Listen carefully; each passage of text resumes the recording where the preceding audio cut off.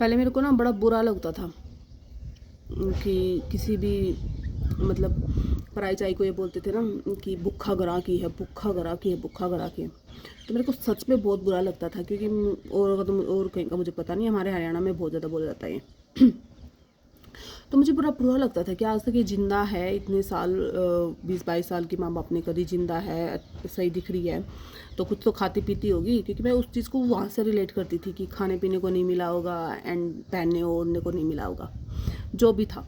तो मैं बड़ा, मेरे को बड़ी खुंदक आती थी कि यार ऐसे कैसे बोल देते हैं किसी भी बच्चे के। और टचवुड भगवान की दया से अपने सारे मौज है, अपने पिताश्री बहुत परिश्रम किया है। तो मुझे बड़ी समाज पे, लोगों पे बड़ा गुस्सा आता था। फिर जैसे जैसे अब बढ़ रही हूँ ना, उम्र बढ़ रही है, और जैसे जैसे गृहस्थी में जा रहे हैं, शादी के बाद लोगों को हरकतें देखते हैं, फिर जैसे जैसे तो मेरे को ना बहुत सारे अपने जो पुराने बड़े बूढ़े जो कहावत कह के गए ना, मैं लगभग सबका, लगभग ही मुझे सबसे बड़ी खुंदक उड़ती थी कि यार कैसे बड़े बूढ़े थे, कैसी कैसी बातें बना के चले गए हैं। और आज हम घिसे पीटे डायलॉग वही सब हम सब यूज करते हैं कि हाँ बड़े बूढ़े कह गए थे ना, ये भूखा करा कि हो इसी हो फलाने हो। तो मैं सोचती थी यार क्या मानसिकता थी उनकी। पर जैसे जैसे आप बड़े होते हो ना, जैसे जैसे आप उम्र भी बड़ी होती है और आप गृहस्थी में भी चलते हो, आपकी गृहस्थी भी लंबी बड़ी होती जा रही होती है, तो आपको समझ में आता है। क्योंकि आपके दिमाग में उस शब्द का मीनिंग आपके दिमाग में अलग था, पर उन्होंने बनाया किसी और इंटेंशन से, किसी और भाव से बनाए थे।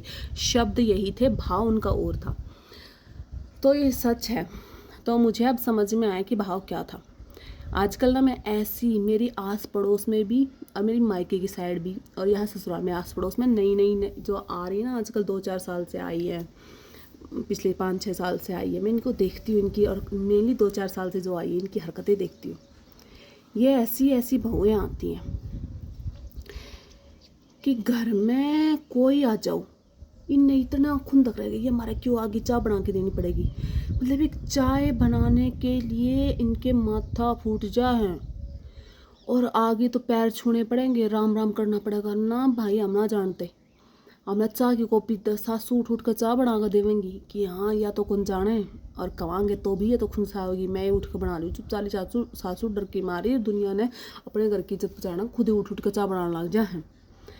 फिर इनका होगा कोई छोरी छापरी आ गई घर में, नू उठा ठा कर लोगों को चीज़ भीतर धरेंगी कि हाँ छोरी आ गई, बालक आ गए, छोरी आ गई, तो हम तो हो सोरी ने सूट पड़ा दिया, तो दिन तन बदन में आग लगेगी कि क्यों दे दिया, क्यों दे दिया। मारा ससुरा की कमाई, खसम की कमाई, वो तो मारी, वो घर मारा, सब की मारा। पर उस घर की आयोड़ी रिश्तेदारी की इज्जत करनी पड़ जा, मानने की मेरे को लेना देना, करो तो करो ना रहने दो।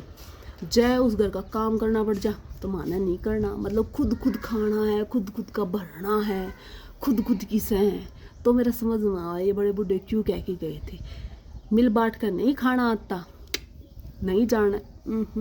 और इसी साकलजी पावेंगी, निरा ठूसेंगी फिर भी नहीं। तो नीयत, नीयत आप, मतलब वो नीयत के लिए बोला गया था कि नीयत बहुत भूखी, बहुत अच्छी नीयत लेके आती है, कि वो घर में माहौल ये देख के आती है। उसकी माँ ने ये सब किया, लोगों को चीज़ दरनी, बड़का तभी खुंदक, बड़का का गल भी शेयर करके नहीं खा सके, रोवेंगी कर्मा ने कि आगे रोटी बनानी पड़ेगी, यो फलाना आगे चाय बनानी पड़ेगी। घर में 2 मानस बैठ के, घर में चीज़ आ जाएगी, लोगों को तरक खाएंगी कि ना भाई सासू ससुरा बगैर भी शेयर नहीं करनी, और कमाई ससुरा की होगी लगभग धनी में जितना जोरे ना होता। इसी सियाँ हैं। तो जब मेरे समझ में आओ बड़े बूढ़े नू कह के गए थे कि घर में नीयत कौन देख क्या रही, घर में आने या जानिया की इज्जत करने कौन देख क्या रही, घर में नू ना देख क्या रही कि मिल बांट का खाया कर परिवार हो गए है। और इस मारी बड़े बुड्ढे कह के गए थे कि भूखा करा कि ना कि या कि उन सच में रोटी कौन मिली।